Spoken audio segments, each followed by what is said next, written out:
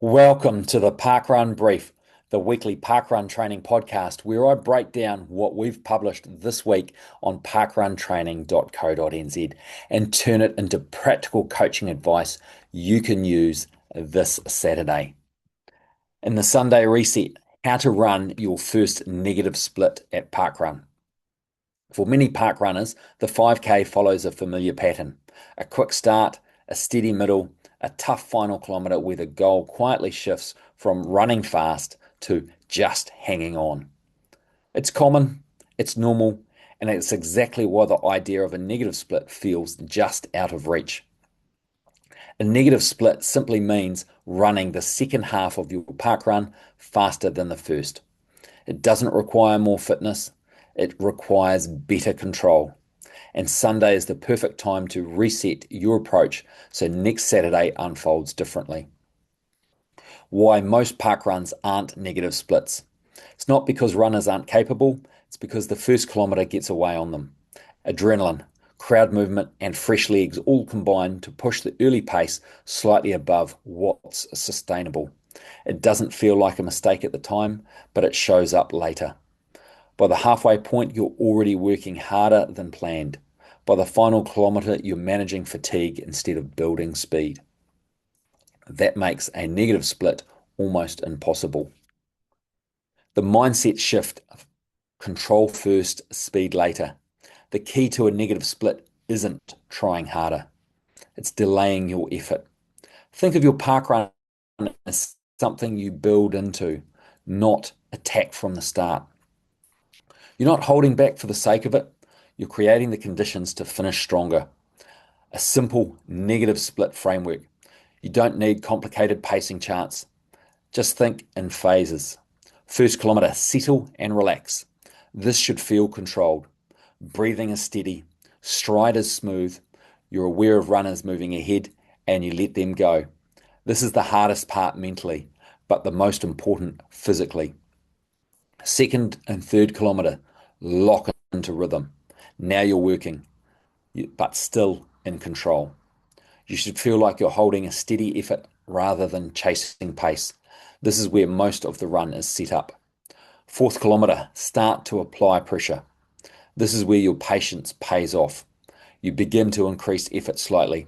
Not a sprint, just a gradual lift. You may start passing runners who went out too fast. Fifth kilometre, finish strong. Now you can go. This is where you use whatever you've saved. Effort rises, cadence lifts, and you focus on running through the line, not just to it. How it should feel. A successful negative split doesn't feel easy, but it feels controlled. You're not fighting your breathing early. You're not fading badly late. You're able to respond when the run gets hard. And often the biggest surprise is how much stronger that final kilometre feels compared to previous runs. Why this works so well around 30 minutes. If you're close to 30 minutes, pacing is often the biggest limiter, not fitness. A negative split helps you use your energy more efficiently, avoid early fatigue spikes, build confidence in the latter stages of the run, turn hanging on into finishing strong. And when that happens, time improvements often follow naturally. Your Sunday reset. Before next Saturday, decide one thing. You're going to run the first kilometre with patience. Not perfectly, just better, because negative splits don't come from a perfect plan, they come from a slightly calmer start. And once you experience that feeling, finishing strong, passing runners, running through the line, it changes how you approach every park run after that. Control first, confidence builds, speed follows. For the Saturday Spark, the sub 30 readiness checklist. Are you closer than you think? If you've been circling the 30-minute mark at parkrun, it can feel like a big jump to get under. You might be thinking, I need more training. I'm not quite fit enough yet. Maybe in a few more weeks. But here's a question worth asking. What if you're already closer than you think? For many runners, breaking 30 minutes isn't about a big leap in fitness. It's about small indicators that are already there. waiting to be used properly. Let's check. 1. Can you run easily at a comfortable pace? On your easy runs, can you hold a conversation, breathe comfortably, and finish feeling like you could keep going? If yes, that's a strong aerobic foundation, and that's essential to a sub 30 5K. You don't need to feel fast all the time. You need to be efficient and controlled. 2, can you handle a steady effort for 20 plus minutes? Not all out, not racing, just steady, controlled effort. If you can run continuously at a moderate effort without fading, you've likely got the endurance needed. Sub 30 isn't about sprinting, it's about sustained effort. 3, do you fade or do you start too fast? This is the big one. Ask yourself honestly, do I lose time at the end because I'm unfit or because I went out too hard? Most runners in this range don't lack fitness, they lack pacing control. If your final kilometre is slower than your first, there's time waiting to be reclaimed. 4, can you finish strong sometimes? Have you ever had a park run where you finished well, you picked people off late, and you felt stronger over the last kilometre? If yes, even if only once, that's proof. That's your body showing you what's possible when things are paced correctly. 5, are you training consistently, even modestly? You don't need huge miles base. If you're running 2 to 3 times per week with at least one purposeful session and are showing up regularly, you're building the consistency required for progress. Consistency beats occasional big weeks. What this means, if you've ticked even 3 to 4 of these boxes, you're likely closer than you think. The gap between 30-30 and 29-59 isn't massive fitness. It's pacing, execution, and confidence, and those can change quickly. Saturday Spark takeaway. Before you tell yourself you're not ready, check the evidence. You can easily run. You can run easy, comfortably. You can sustain effort. You've had glimpses of strong finishes. You're showing up consistently. That's not a runner who's not ready. That's a runner who's one well-executed park run away from breaking through. Run with belief today. You might surprise yourself. Friday fast track, 6 minute tempo workout. Sometimes less is more, especially the day before park run. This Friday fast track session is short, controlled, and purposeful, designed to wake the body up without leaving any fatigue behind. A 6 minute tempo is just enough to sharpen your rhythm and remind your legs what strong running feels like. Warm up, 10 minutes at level 2, easy, relaxed running. Main set, 6 minutes at level 3, tempo effort. Cool down, 10 minutes at level 2. Post run, 10 minutes gentle stretching. Why this works for parkrun. Short tempo efforts are ideal as a light tune-up session. They engage your aerobic system, reinforce pacing, and leave you feeling ready to run well, not worn down. For park runners, this session helps you dial in a strong, controlled pace, reinforce efficient running rhythm, build confidence before race day, activate your aerobic system without fatigue, and arrive at parkrun feeling fresh and responsive. This is a session about preparing, not pushing. How it should feel. Smooth and controlled throughout. Breathing is slightly elevated but relaxed. You feel switched on rather than strained. You finish feeling like you could do more. If it starts to feel like a hard effort, ease back slightly. The goal is readiness, not fatigue. My tip, think of this as a rehearsal. Focus on relaxed shoulders, steady breathing, and smooth cadence. This is your chance to practice the feeling you want to carry into parkrun. Calm, controlled, and confidence. Want to finish your next parkrun feeling stronger and more in control? Grab my free guide, Stronger for Parkrun, a quick routine to finish your 5K better. It's a simple, effective strength session you can add after any run, including today's Friday fast track workout. The link for this is down in the description.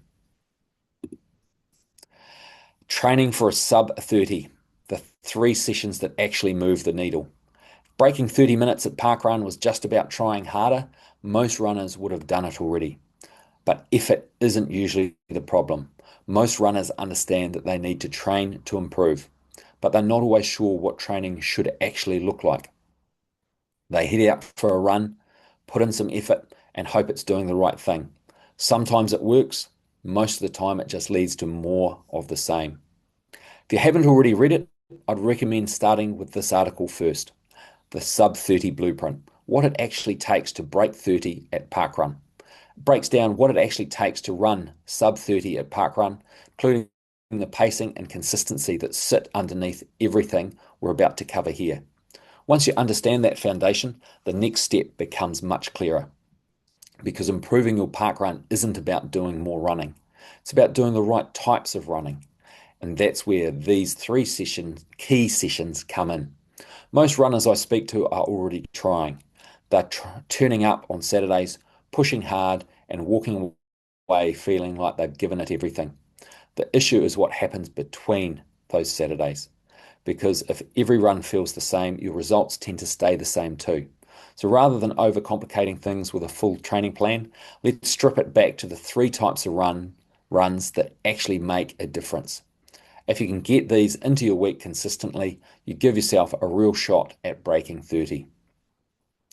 The long run, your foundation.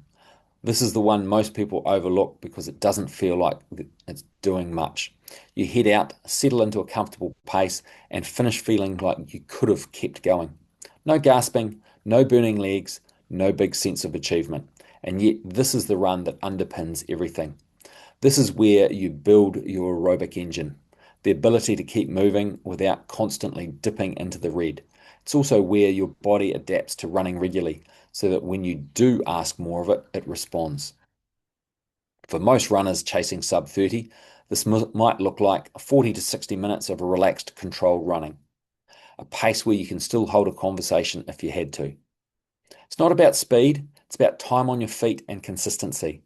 Miss this, and everything else becomes harder than it needs to. The tempo run, learning to hold the effort. This is the session that teaches you what sub 30 actually feels like. Not the first kilometre of it, the middle of it. The tempo run sits below your red line. It's controlled, but there's no hiding from it either. You're working, but you're not racing.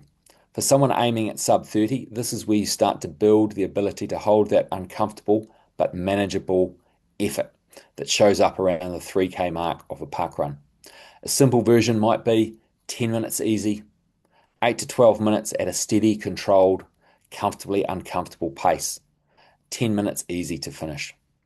What matters here isn't the exact pace, it's the feeling. You should finish knowing you've worked, but also knowing that you could have kept going for a few more minutes if you had to. That's the gear most runners are missing. The speed session, building headroom. This is the one runners tend to gravitate towards. It's shorter, sharper, and feels productive. And it does matter, but only when it sits on top of the other two. Speed sessions give you headroom. They make your target pace feel more manageable because you've spent time running faster than it. But they don't need to be complicated. Something as simple as 10 minutes easy. 4 to 6 repeats of 1 to 2 minutes at a quicker than your 5K pace. Easy recovery between each. 10 minutes easy to finish. That's enough. The goal isn't to destroy yourself. It's to get comfortable running slightly faster than race pace without losing control. Done right, you finish feeling sharp, not exhausted. How this fits into your week. If you're running 3 times a week, this is your structure right here. One long run, one tempo style run, one speed session. And then parkrun either becomes your 4th run or your hard effort for the week, replacing one of the sessions. It doesn't need to be more complicated than that. What matters is that each run has a purpose. The mistake most runners make. They blur all of these together. Every run becomes a sort of medium hard effort, not easy enough to build properly, not structured enough to improve anything specific. It feels like work, but it doesn't move the needle. Once you separate your runs, even just a little, you start to see progress. Not overnight, but steadily. Where this leads. If you can stack a few consistent weeks of this steady running, controlled tempo work, and a touch of speed, you'll start to notice something shift. Your pace becomes even, your pacing becomes more even. That mid-run discomfort feels more familiar, and suddenly sub 30 stops feeling like a stretch goal and starts feeling close. Where to from here? If you've read this and thought, that makes sense, but I'm not quite there yet, you're in a good spot because now you're not guessing anymore. The next step is to simply, the next step is simply to get clear on where you are right now. I've put together a simple tool that will show you exactly that. Take the sub 30 readiness scorecard here. The link is in the description. It takes about 2 minutes to complete, and by the end, you'll know how close you are to breaking 30, what's currently holding you back, and what to focus on next. No guesswork, just clarity. In the next article, we'll take that fitness and turn it into a result, looking at how to actually execute your park run on the day so you don't leave those minutes out on the course.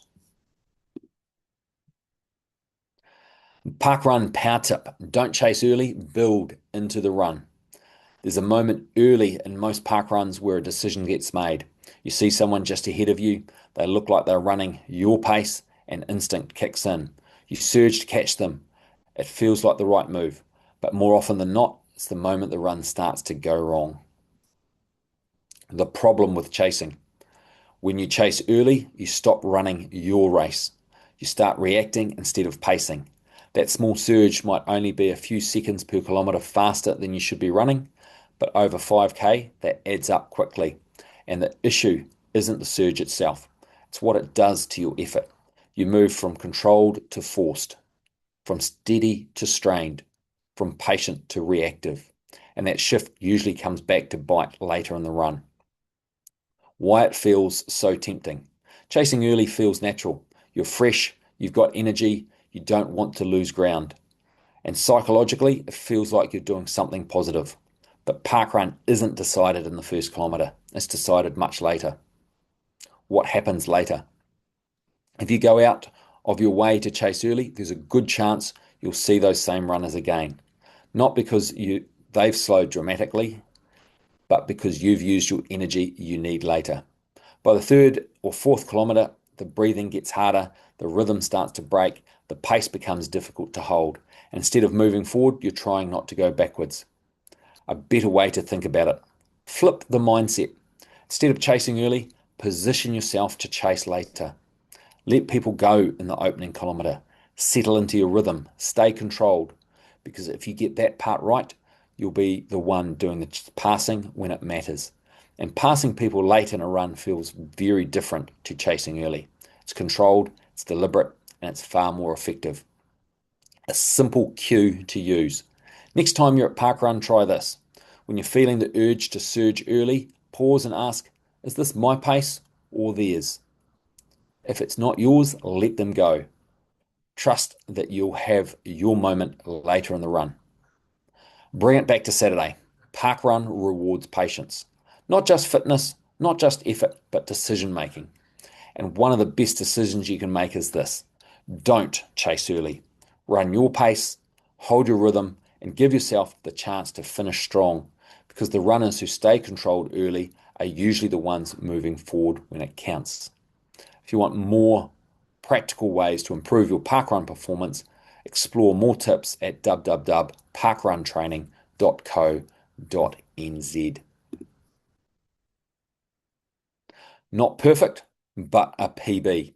Nerida Manson's Pegasus Parkrun Progress Report.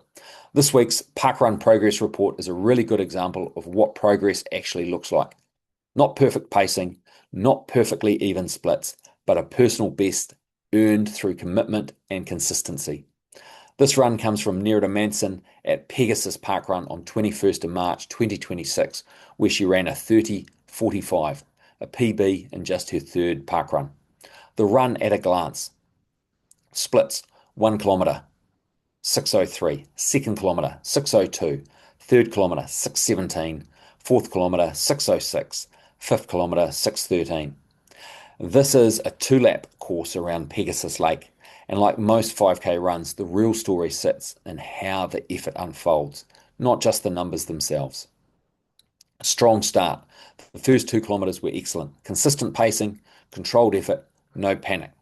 That's exactly what you want early in a parkrun, especially for someone still building experience. There's no overreaching here, just settling into rhythm. The third kilometre, where it gets real. The 6:17 in the third kilometre is where the effort starts to bite. This is the start of lap 2, where fatigue begins to show, where the mental side of the run kicks in. Heart rate is climbing and the body is starting to feel the work. This is the point where a lot of runners drift further and further off pace. The response, this is the standout moment. Instead of continuing to slow down, Nerida regroups. Fourth kilometre, 6:06. That's a really important detail. It shows resilience, the ability to re-engage, and a willingness to keep pushing. That's what turns an average run into a PB. The finish, nothing left behind. The final kilometre comes in at 6:13, with a heart rate averaging 185 beats per minute and peaking over 190. That's a properly hard effort. This isn't someone holding back. This is someone working right at their limit, maintaining form and getting everything out of the run. Cadence, strong foundation. Throughout the run, cadence sits consistently around 172 to 176. That's excellent. It tells us running mechanics are stable, there's no late race breakdown, fatigue isn't causing inefficient movement. This is a really solid base to build from. What this run really shows, this wasn't a perfectly paced run, but it was consistent early, resilient in the middle, committed at the end. And that's exactly what early progress should feel like. The opportunity going forward. The next step isn't about running harder, it's about managing the middle of the run, keeping the pace slightly more stable and building confidence through the third and fourth kilometre. That's where the next gains will come from. The bigger picture. With only 3 parkruns completed, this is still very early stages, and already pacing is solid, effort is high, form is consistent. That combination is powerful. The lesson. You don't need a perfect run to achieve a PB. You just need consistency, effort, and the willingness to keep going when it gets hard. Ready to break 30 minutes? If you're sitting around that 30-minute mark and want to take the next step, Project 30 is designed to help you do exactly that. Join Project 30 with the link down in the description. And if you'd like your own run reviewed for a future parkrun progress report, apply with the link down in the description. Ver. A recording of this parkrun is available on the video training platform Ver if you'd like to run the course with me. Quality level 2 training is the foundation to endurance, but treadmill runs don't have to be boring. If you have a Bluetooth enabled treadmill, connect it to Ver and run real routes from around the world while keeping your heart rate in check. Watch the scenery change, track your metrics in real time, and build your aerobic engine that makes parkrun PBs possible. Real scenery, real-time data, real endurance gains. Ver has a free 28-day trial with no credit card needed. Click the link down below to get started. Ka kite anō, and all the best for your next parkrun.